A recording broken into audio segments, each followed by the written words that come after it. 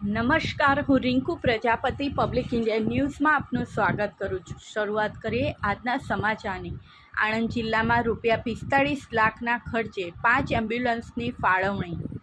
આણંદ જિલ્લા પંચાયત અને રાજ્યસભાના સાંસદની ગ્રાન્ટમાંથી સારસા, વડોદ તેમજ અન્ય 3 આરોગ્ય કેન્દ્રમાં 5 એમ્બ્યુલન્સ સેવાનો લાભ ઉપલબ્ધ થતાં આનંદની લાગણી ફેલાઈ જવા પામી છે।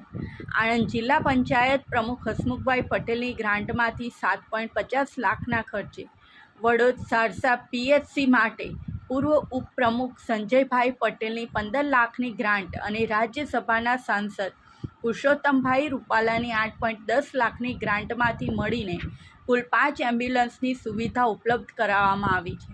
આ પ્રસંગે જિલ્લા પંચાયત પ્રમુખ હસમુખભાઈ પટેલ, કારોબારી ચેરમેન બળવંતભાઈ પરમાર, સામાજિક ન્યાય સમિતિના ચેરમેન જયેશભાઈ ટંકર, પૂર્વ ઉપપ્રમુખ સંજયભાઈ પટેલ, અમૂલ ડેરીના ડિરેક્ટર ગુલાબસિંહ પઢિયાર, જિલ્લા આરોગ્ય અધિકારી ડૉક્ટર દીપક પરમાર, આણંદ તાલુકા સંગઠનના પ્રમુખ દિનેશ સોલંકી, તાલુકા પંચાયત સભ્ય નિલેશભાઈ પટેલ,